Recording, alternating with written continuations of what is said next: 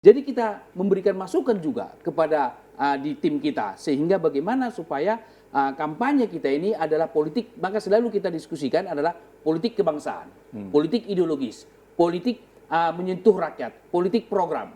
Jadi kita tidak menyasar atau mempengaruhi suatu kelompok tertentu yang memang sudah diputuskan secara netral, lalu kita tarik-tarik, tidak mau kita untuk itu. Tidak mau kita melihat bahwa kedekatan daripada Mahfud MD kepada Gus Dur itu pendekatan kualitatif. Artinya sangat dekat sekali secara sosiologis dan secara antropologis dan psikologi.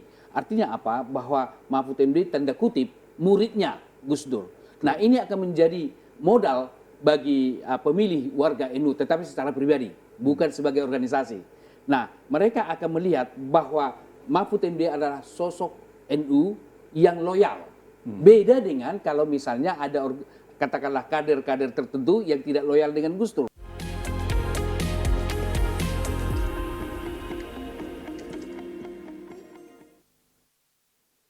Secara personal, mayoritas pengurus Nahdlatul Ulama tersebar di partai politik dan pemerintahan.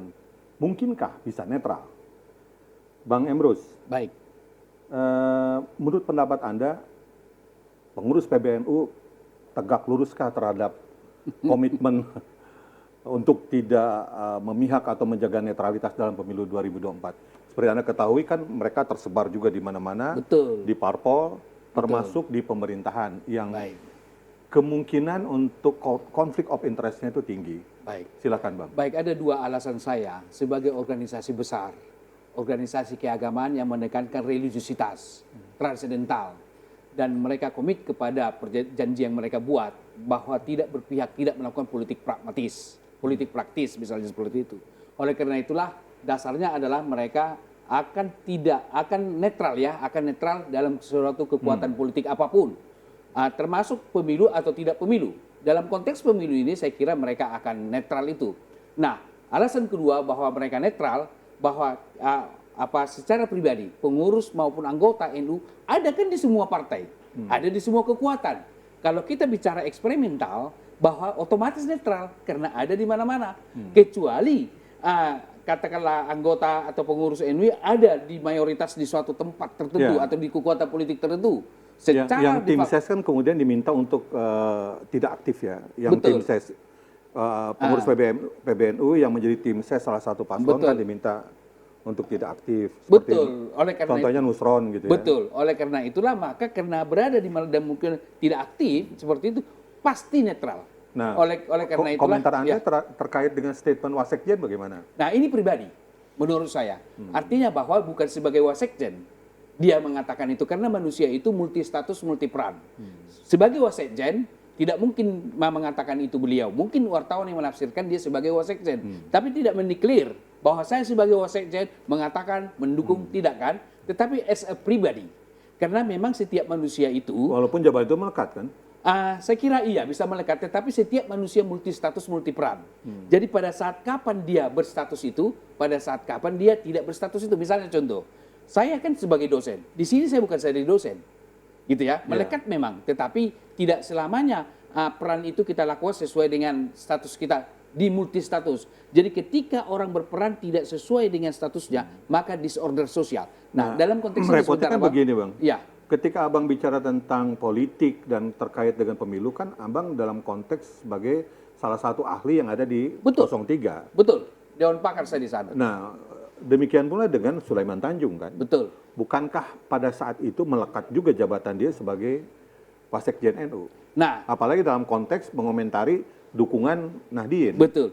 Jadi kan garis politik daripada NU kan netral. Saya beda dengan saya.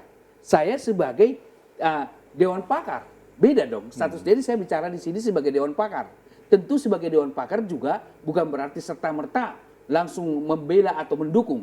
Tetapi kita sebagai Dewan Pakar di Ganjar Mahfud memberikan pandangan-pandangan yang sangat objektif, yang sangat ilmiah. Namanya juga pakar atau di bidang keilmuan. Jadi kita memberikan masukan juga kepada di tim kita. Sehingga bagaimana supaya kampanye kita ini adalah politik, maka selalu kita diskusikan adalah politik kebangsaan, politik ideologis, politik menyentuh rakyat, politik program. Jadi kita tidak menyasar atau mempengaruhi suatu kelompok tertentu yang memang sudah diputuskan secara netral, lalu kita tarik-tarik, tidak mau kita untuk itu. Tapi dengan program, dengan pendekatan, dan kemudian kita melihat ketika katakanlah Mahfud dan Ganjar juga kan pergi berkunjung ke pesantren juga, menjelaskan programnya, tetapi bukan sebagai pendekatan sebagai pesantren ini sebagai katakanlah bagian dari NU, tetapi sebagai pesantren, sebagai perguruan tinggi keagamaan yang bisa menjelaskan program-program mereka. Oleh karena itu kami berpendapat, selalu kami berpendapat itu bahwa Mahfud, Ganjar Mahfud selalu politik kebangsaan. Kami tidak semata-mata untuk bagaimana mengejar elektoral semata-mata. Ya. Tetapi idealisme yang kami perjuangkan dan program yang kami perjuangkan sehingga masyarakat memilih. Jadi kita berikan kebebasan kepada masyarakat karena masyarakat kami berpikir mereka punya kehendak bebas. Jadi kami tidak mau menggiring, membentuk opini, memanfaatkan jabatan tertentu, seolah-olah mengklaim bahwa dia atas nama dan lain-lain sebagainya. Demikian. Oke. Bang Emrus, Ya. sebagaimana kita ketahui bahwa NU itu adalah salah satu organisasi yang setiap pemilu pasti didekati. Betul. Karena secara jumlah itu merupakan organisasi Signifikan. yang terbesar ya, Ya. umat Islam. Nah, ini saya ingin membacakan hasil survei 3 lembaga. Yang pertama indikator politik, yang kedua SMRC, dan yang ketiga poll tracking. Ya. 3 lembaga yang terakreditasi. Ya. Indikator politik melakukan survei di penghujung 23 hingga 24 Desember 2023 dengan hasil paslon 1 di 16,7%. Kemudian paslon 2 53,5%. Ya. Paslon 3 di 25,1%. 23 ya. 25,1%. Tertinggi. Paslon nomor 2 yang tertinggi 53,5. Ya. Kemudian SMRC 29 November hingga 8 Desember 2023 paslon 1 12%. Ya. Paslon 2 46%, paslon 3 30%. Ya. Poll tracking 29 November hingga 5 Desember 2023 paslon 1 24,4%, paslon 2 40,7%, paslon 3 31,3%. Tentunya ini bukan data yang baru. Ini Betul. sesuatu yang memang sudah diketahui publik, Ya. termasuk Anda sebagai tim pakar, Betul. dewan pakar. Pertanyaan saya, Ya. di paslon Anda itu kan ada Pak Ganjar, Betul. ada Pak Mahfud, Betul. yang notabene sering sekali dikaitkan posisinya itu dekat dengan Gus Dur dan melekat NU. Nah, kenapa angkanya tidak terlalu signifikan untuk ceruk suara NU? Baik, saya pikir masih banyak waktu ya, tanggal 14 Februari masih ada 1 bulan lagi. Baru kemudian kalau kita melihat bahwa kedekatan daripada Mahfud MD kepada Gus Dur itu pendekatan kualitatif. Artinya sangat dekat sekali secara sosiologis dan secara antropologis dan psikologi. Artinya apa? Bahwa Mahfud MD tanda kutip muridnya Gus Dur. Nah, ini akan menjadi modal bagi pemilih warga NU, tetapi secara pribadi, bukan sebagai organisasi. Nah, mereka akan melihat bahwa Mahfud MD adalah sosok NU yang loyal. Beda dengan kalau misalnya ada katakanlah kader-kader tertentu yang tidak loyal dengan Gus Dur. Kami berkeyakinan betul bahwa pengaruh Gus Dur itu sangat hebat sekali. Bahkan kita lihat bahwa putrinya berada di barisan daripada Ganjar Mahfud. Ini adalah modal politik juga. Insentif Tapi itu bukan berarti kita menarik-narik, tidak. Tetapi kita menjelaskan kepada warga NU sebagai pribadi, bukan sebagai organisasi. Oleh karena itulah bahwa perjalanan ini akan terus bisa mendulang suara nanti. Karena kenapa? Karena kami selalu mendekati rakyat, menjelaskan program. Kami tidak mendikotomikan apakah organisasi X, organisasi B atau dan lain-lain. Dan kami melihat bahwa kami selalu menghargai keputusan yang dibuat sebagai organisatoris. Oleh karena itu sampai sekarang kami tidak mengatakan bahwa kami telah didukung salah satu pengurus dan lain sebagainya. Tetapi sebagaimana di dalam program kami bergerak secara senyap. Yaitu apa? Senyap dalam pengertian mendekati rakyat dari hati ke hati, komunikasi antar pribadi. Karena kami yakin dari sudut komunikasi, ilmu komunikasi, bahwa pendekatan komunikasi antar pribadi akan bisa mendorong voting behavior masyarakat itu dengan menjelaskan 21 program yang sangat luar biasa tadi. Oke. Baik, Bang Emrus, tahan dulu. Saya ingin saya ingin tahu komentar dari Bang Mustafa. Masih tersambung ya? Halo, Bang Mustafa. Ya, halo. Bang, pendapat Abang apa terkait dengan survei dari 3 lembaga tersebut? Ini kan cukup mengejutkan ya, di mana kita ketahui bahwa di sana ada Caimin selaku kader, bahkan cicit dari pendiri PBNU. Silakan Bang. Ya, jadi begini, sebagian ada lembaga survei menempatkan Anies nomor 2 akhir-akhir ini ya, tapi kemudian ada yang banyak menempatkan pada posisi ketiga dan seterusnya. Tadi kami barusan rapat di kantor, sejak jam 9 pagi, barusan selesai pukul 4 sore, itu menyimpulkan begini, Paslon 3 khususnya ya, ini saya tidak bilang Caimin dulu, di mana Anies itu sudah terbiasa menjadi pemenang nomor 3 dalam survei. Pemenang survei ya, maksudnya dilabeli oleh lembaga survei, selalu nomor 3 itu memang itulah kenyataan yang sering dialami oleh Anies. Pilkada DKI ya Bang ya?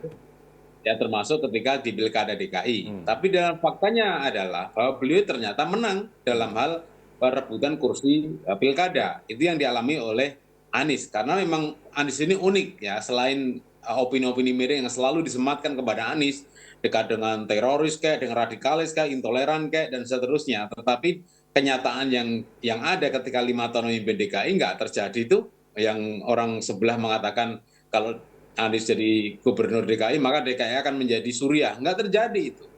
Lalu ketika dianggap intoleran, ternyata dia bangun gereja terbanyak di DKI itu. Masjid malah tidak. Ini kan bentuk-bentuk yang untuk membantah ya orang-orang yang mengatakan bahwa Anies bermasalah secara komunitas religiusitas ya. Kenapa dekat dengan FPI, dengan HTI, dan katakan seperti itu. Tapi sebenarnya tidak. Faktanya di DKI dia seperti itu. Boleh Nah kalau tambahkan? kemudian Boleh. ya, Bang Mustafa, saya kira saya setuju itu. Kalau abang dari perspektif itu ya, saya melihat dari perspektif akademis. Begitu, acap kali dan tidak terbantahkan bahwa para surveyor ini juga bagian dari konsultan politik tertentu, sehingga tidak tertutup kemungkinan itu dimanfaatkan, gitu ya. Seharusnya para surveyor saja, jangan menjadi daripada katakanlah setelah surveyor menjadi konsultan, kan itu jadi saling terkait. Jadi ada kepentingan-kepentingan di balik itu. Oleh karena itu saya setuju, misalnya Ini sama dengan bukan karena abang karena kalah nih di sini. tidak sama sekali. Enggak, masalahnya gini, ketika survei asing memenangkan 03, abang setuju?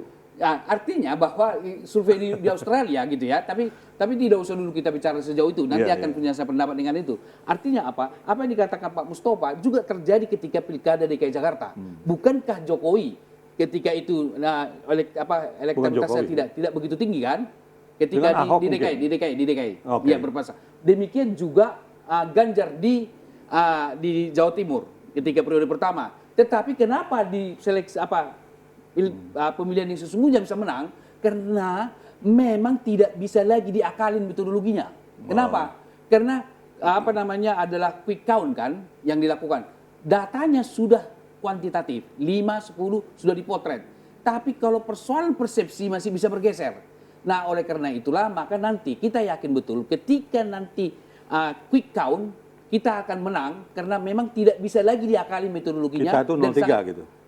Kita itu ya kami itu pasti 03 dalam hal ini. Kami yakin betul. Kenapa? Karena nanti ketika selesai pemilu kan ada quick count kan? Quick count datanya yang sudah valid dan terukur. Baik, maka Bang. sangat wajar Anies menang kemarin di Gubernur DKI. Baik, terima kasih Bang Emrus. Bang Mustafa, terima kasih sudah hadir di acara Jak Forum. baik, terima kasih Mas Emrus. Terima kasih Bang Mustafa. Sehat selalu Bang. Terima kasih. Lain waktu ketemu kembali. Assalamualaikum.